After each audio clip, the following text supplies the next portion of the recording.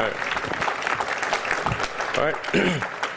Well, I'd like to thank you for leaving crazy person out of the description. So I thought, I was trying to think, what is the most useful thing that I could, what could I say that could actually be helpful or useful to you in the future? And I thought I'd perhaps tell the story of how I sort of came to be here. How did some of these things happen? And maybe there's some lessons there, because I often find myself wondering, how did this happen? So when I was young, I didn't really know what I was going to do when I got older. People kept asking me, but then eventually I thought that the idea of inventing things would be really cool. And the reason I thought that was because I read a quote from Arthur C. Clarke, which said that a sufficiently advanced technology is indistinguishable from magic, and that's really true. If you go back, say 300 years, the things that we take for granted today you'd be burned at the stake for. Being able to fly, that's crazy. Being able to see over long distances, being able to communicate, having effectively with the internet a group mind of sorts, and having access to all the world's information instantly from almost anywhere on the earth. This is stuff that really would be magic, or would be considered magic in times past. In fact, I think it actually goes beyond that, because there are many things that we take for granted today that weren't even imagined in times past. They weren't even in the realm of magic. So it actually goes beyond that. So I thought, well, if I can do some of those things, basically if I can advance technology, then that's like magic, and that would be really cool. And I also had sort of a slight existential crisis, because I was trying to figure out what does it all mean? Like, what's the purpose of things? And I came to the conclusion that if we can advance the knowledge of the world, if we can do things that expand the scope and scale of consciousness, then we're better able to ask the right questions and become more enlightened, and that's really the only way forward. So I studied physics and business, because I figured in order to do a lot of these things, you need to know how the universe works, and you need to know how the economy works. And you also need to be able to bring a lot of people together to work with you to create something, because it's very difficult to do something as an individual if it's a significant technology. So I originally came out to California to try to figure out how to improve the energy density of electric vehicles, basically to try to figure out if there was an advanced capacitor that could serve as an alternative to batteries. And that was in '95, and that's also when the internet started to happen. And I thought, well, I can either pursue this technology where success may not be one of the possible outcomes, which is always tricky, or participate in the internet and be part of it. So I decided to drop out. Now, obviously, fortunately, we're past graduation, so I can't be accused of recommending that to you. So did some internet stuff. Did a few things here and there. One of which was PayPal. And I think maybe it's helpful to say one of the things that was important then in the creation of PayPal was kind of how it started, because initially the initial thought was with PayPal was to create an agglomeration of financial services, so to have one place where all of your financial services needs would be seamlessly integrated and work smoothly. And then we had like a little feature which was to do email payments. And whenever we'd show the system off to someone, we'd show the hard part, which was the agglomeration of financial services, which was quite difficult to put together. Nobody was interested. Then we'd show people email payments, which was actually quite easy, and everybody was interested. So this is I think it's important to take feedback from your environment. You want to be as closed loop as possible. So we focused on email payments and really try to make that work, and that's what really got things to take off. But if we hadn't responded to what people said, then we probably would not have been successful. So it's important to look for things like that and focus on them when you see them, and you correct your prior assumptions. And then let's get some more. Going from PayPal, I thought, well, what are some of the other problems that are likely to most affect the future of humanity? It really wasn't from the perspective of what's the rank-ordered best way to make money, which is okay, but it was really what I think is going to most affect the future of humanity. So I think the biggest terrestrial problem we've got is sustainable energy, but the production and consumption of energy in a sustainable manner. If we don't solve that this century, we're in deep trouble. And then the other one being the extension of life beyond Earth to make life multiplanetary. So that's the basis for the latter is the basis for SpaceX, and the former is the basis for Tesla and Solar City. And when I started SpaceX, initially I thought that, well, there's no way one could possibly start a rocket company. I wasn't that crazy.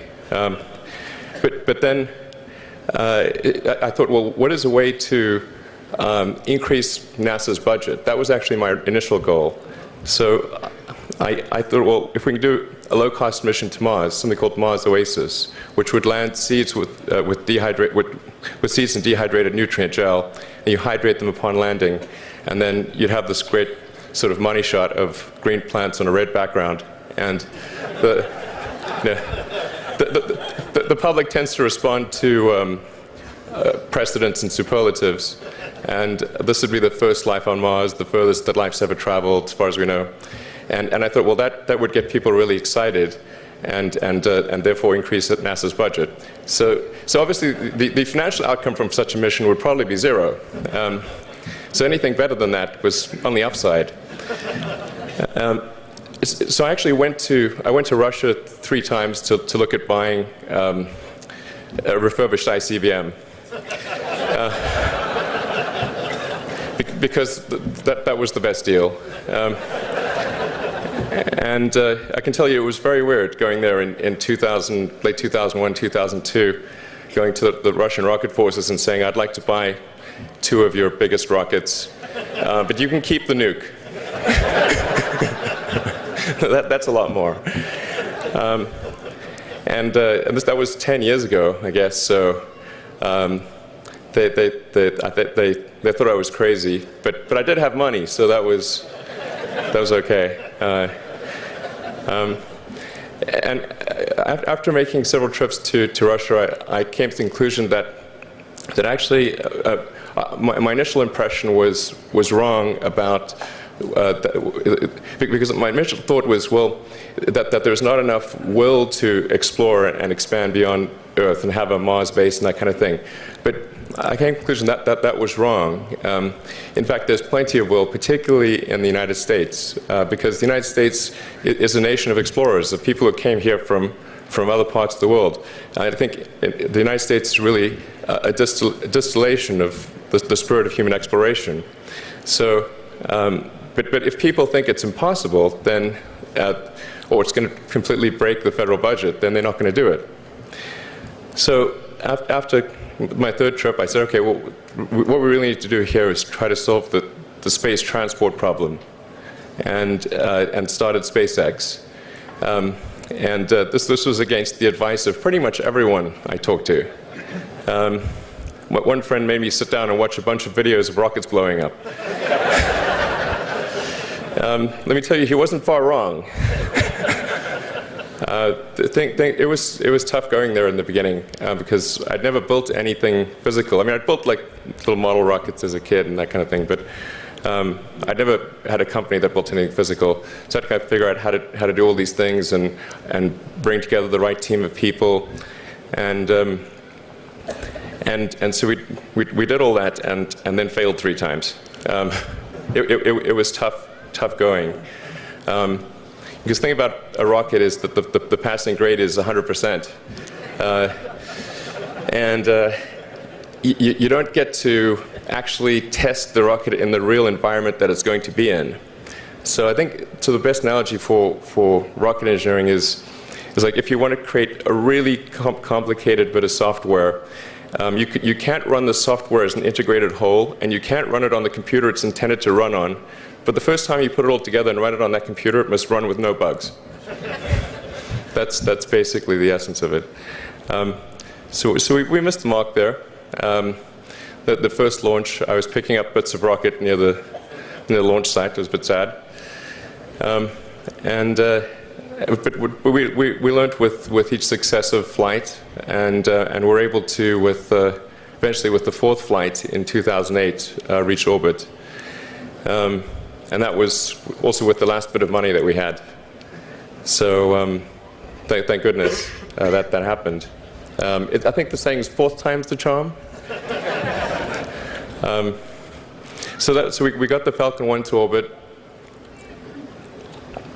and then began to scale that up to the Falcon 9, which is about an order of magnitude more thrust. It's around 1 million pounds of thrust, and we managed to get that to orbit, and then developed a Dragon spacecraft, which recently was able to dock and return to Earth from the space station. That was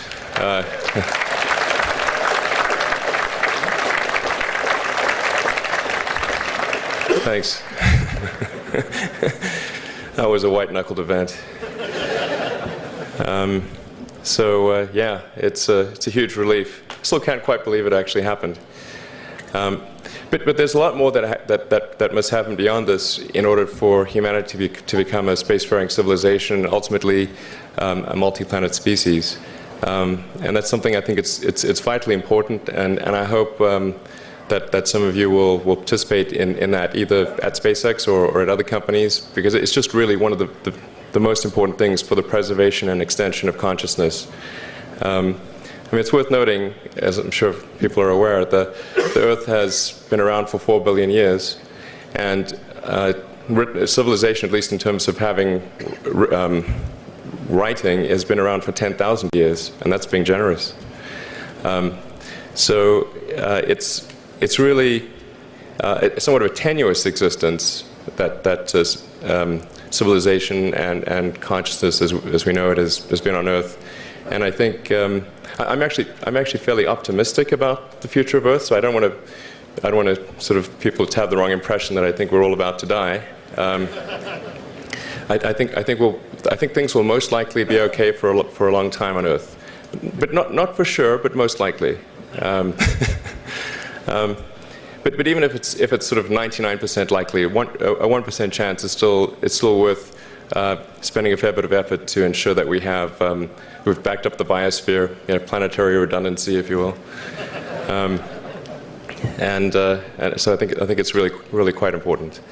And in order to do that, there's a breakthrough that needs to occur, which is to create a rapidly and completely reusable transport system to Mars, which is one of those things that's right on the borderline of impossible. But that's sort of the thing that we're going to try to achieve there with SpaceX.